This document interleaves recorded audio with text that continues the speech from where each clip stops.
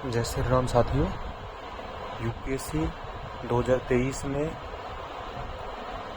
GS paper first में एक question आया था कि भारत की लंबी तट रेखीय संसाधन क्षमताओं पर टिप्पणी कीजिए और इन क्षेत्रों में प्राकृतिक खतरे की तैयारी की स्थिति पर प्रकाश डालिए। तो ये क्या 15 अंकों का था और 250 शब्दों में इसका आंसर देना था। तो हम इसका एनालिसिस करेंगे इस क्वेश्चन का। तो सबसे पहले हम देखते हैं कि इंट्रोडक्शन पार्ट लिखते हैं। तो हम इसमें बताएंगे कि जैसे कि भारत की 7,517 किलोमीटर लंबी तट रेखाएं हैं, और अगर हम जैसे इसमें क्या जैसे अराउंड 7500 भी लिख सकते हैं, हम लगभग लगा दिया करो, है ना। तो हमको एग्जैक्ट फिगर नहीं पता होता। तो ये मतलब इतनी लंबी तटरेखा है जिसके अंतर्गत मुख्य भूमि और द्वीप क्षेत्र भी सम्मिलित है ना। अब यह तटीय एवं समुद्री संसाधनों के सतत दोहन के माध्यम से आजीविका एवं आर्थिक विकास के अपार अवसर मतलब इसे प्रदान होते हैं ना। अब क्या इसमें क्या क्वेश्चन के पूछ रहे भारत की लंबी तटीय रेखा, ये तो खैर इंट्रोडक्शन पार्ट हो गया। अब क्या हमने भारत की, अब जैसे फॉर एग्जाम्पल तटरेखा संबंधित क्वेश्चन है तो एक नक्शा बना दिया, इसमें लिख दिया कि भारत की तटरेखा है ना, इसकी लंबाई लिख दी और इस पे मतलब कितने पोर्ट्स हैं, 200 पोर्ट्स हैं, 12 जिनमें 12 प्रमुख है, ये सारा लिख दिया। मतलब एक नक्शा बनने से अच्छा इम्पैक्ट जाता है। और उसके बाद हम इसमें क्या एक क्वेश्चन पूछा है, तटीय क्षेत्रों की संसाधन क्षमता के बारे में हमको प्रकाश डालना था। तो अब हमें पता है जैसे कि भाई अब इसमें हमको पॉइंट वाइज तरीके से आंसर लेना होता है। जैसे खाद्य संसाधन के बारे में लिख दिया, अब ये मत्स्य पालन हो गया है ना, और इस तरीके से इसमें जैसे वैश्विक खाद्य आपूर्ति में मतलब इसका मत्स्य पालन का इम्पोर्टेंट हिस्सा है ना, और ये प्रोटीन का सस्ता इस सोर्स भी है। और हमें पता है जैसे भारत तीसरी सबसे बड़ी मत्स्य मतलब तीसरा सबसे बड़ा मत्स्य उत्पादक देश है। अब एक्चुअली जैसे इस तरह के फैक्ट्स होते हैं तो वो लिखने होते हैं और हमें क्या अंडरलाइन कर देना होता है ना। अब सेकंड इसी के खाद्य संसाधन का समुद्री शैवाल हो गए, इसके बारे में लिख दो। और भी कुछ लिख सकते हो लेकिन क्या टाइम नहीं हो तो 250 शब्दों में लिखना होता है। 15 अंकों का क्वेश्चन है, तो फिर जो भी मोटे मोटे याद आ रहे हो तो वो लिख दो और हाईलाइट कर दो। जैसे शॉर्ट में लिख दो, सौंदर्य प्रसाधन में इसका यूज होता है, उर्वरक में होता है, मानव भोजन में होता है सवाल का, है ना, समुद्री शैवाल का। तीसरा है ये साल्ट प्रोडक्शन। तो इसमें मतलब गुजरात में पूरे भारत का मतलब लगभग 70% नमक उत्पादन होता है ना। अब ऊर्जा संसाधन का लिख देते हैं ना सेकंड पॉइंट। अब कृष्णा गोदावरी बेसिन है, बॉम्बे हाई बेसिन है, तो इसमें तेल गैस को के मतलब उत्पादन होता है यहाँ से ना। अब तटीय क्षेत्रों मतलब सौर ऊर्जा, ज्वारीय ऊर्जा, तरंगीय ऊर्जा, इनके भी मतलब काफ़ी स्कोप हैं। और ज्वारीय ऊर्जा जैसे भारत की खंबात की खाड़ी है तो वहाँ पे ज्वारीय ऊर्जा का सबसे ज़्यादा उत्पादन होता है। अब तटीय पवन ऊर्जा क्षमता है तो इसकी अपने भारत की 70 गीगावाट है इस तरीके से मतलब। और ये जैसे सेल गैस के भंडार भी मिले थे कुछ साल पहले, तो कृष्णा गोदावरी बेसिन, कावेरी खंबात क्षेत्र, तो यहाँ पे ये वाले भंडार भी, सेल गैस के भंडार भी अवेलेबल है। अब जैसे कि एक फिगर चित्र बनाने की कोशिश करी है जैसे, है ना, इस तरीके से। जैसे सी बेड है ना, समुद्र है, तो पानी है, तो ये करंट इस तरफ फ्लो हो रहा है, डायरेक्शन है ना। और ये टरबाइन है, तो इस तरीके से मतलब इससे एनर्जी बिजली उत्पादन होता है। एक अपन चित्र बना देने से एक अच्छा असर होता है। जैसे यहाँ पे प्लस का यहाँ पे एक अब खनिज संसाधन है, तो हमें जब पता है जैसे केरल की सैंड है तो उसमें मोनोजाइट सैंड है ना, तो उसमें थोरियम भी प्रेजेंट है। और उसी में इल्मेनाइट, रूटाइल, जिरकन जैसे एलिमेंट्स भी अवेलेबल होते हैं ना। और दूसरा अपन इधर लिख सकते हैं ये विशिष्ट आर्थिक क्षेत्र है भारत का, तो उसमें क्या अपने देख सकते हैं भाई पॉलीमेटेलिक नोडुल्स है ये।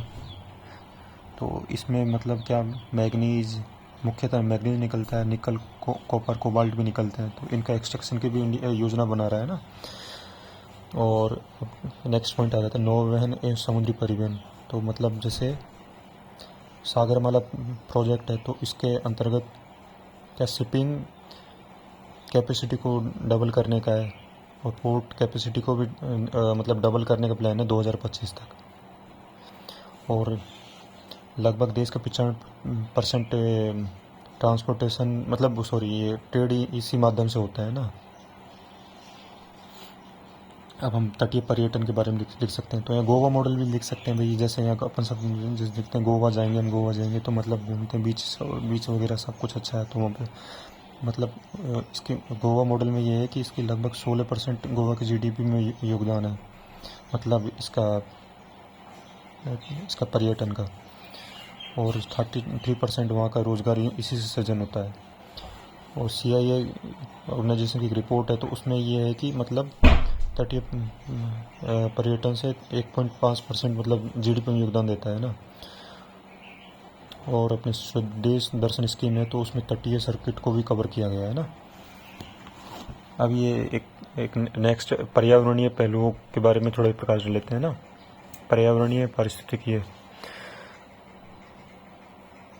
तो क्या जैसे ग्रीन बेल्ट है, फॉरेस्ट वगैरह लगा दिए, तो उससे मतलब तटीय इरोजन से रक्षा होती है ना, कोस्टल इरोजन से वो रक्षा करते हैं। दूसरा एक कार्बन सिंक से भी मतलब सिंक का भी कार्य करते हैं, जिससे ग्लोबल वार्मिंग में मतलब कि कमी में योगदान देते हैं ना। और एस्चुरीज रही, मैंग्रोव रहे, इस तरीके से मतलब ये हाईली प्रोडक्टिव एरियाज है ना। और जैसे अब इनकी प्राकृतिक खतरे की तैयारी की स्थिति के बारे में क्वेश्चन पूछा गया है ना, तो इसमें उसमें लिख दो फर्स्ट में चक्रवात है कि इसमें ये फैक्ट लिख सकते हैं कि अराउंड 10% उष्णकटिबंधीय चक्रवात मतलब उत्तरी हिंद महासागर में आते हैं। रिसेंट एग्जांपल दे दो, विपर्जय का दे दो, मिचोंग का दे दो, तो हम रिसेंट एग्जांपल दे सकते हैं। अब क्या भारत है, ये तटीय क्षेत्र सुभेद होता है वो इनके प्रति है ना, चक्रवात वगैरह और इन प्राकृतिक आपदाओं के बाढ़ वगैरह, कोस्टल एरोजन इनके प्रति है ना। तो यहाँ पे हम चक्रवात की बात करें तो ये क्या उड़ीसा मॉडल था, तो यहाँ पे क्या फनी चक्रवात आया था, लेकिन उसमें क्या है उड़ीसा सरकार ने पहले एक बार चक्रवात आया था तो काफ़ी व्यापक जान माल की क्षति हुई थी, तो उससे सबक लेते हुए इन्होंने एक मॉडल तैयार किया, तो जिसके चलते इन्होंने क्या किया, विस्तृत आपदा प्रबंधन योजना बनाई, निकासी प्रणाली बनाई लोगों को निकालने की है ना, और शरण स्थली बनाई। तो इससे जान माल की काफ़ी मतलब नुकसान है होता था ना, उसमें काफ़ी कमी ला सके ये लोग है ना। जैसे पहले चक्रवातों में हुआ था, तो इसमें इंटेंसिटी तो काफ़ी आई थी, लेकिन जान माल का नुकसान बहुत कम हुआ। और जैसे IMD, INCOIS जैसे संस्थान है, तो उनके पास क्या डॉपलर रडार है, स्वचालित मौसम स्टेशन है, चक्रवात का पता लगाने वाले उन्नत रडार है।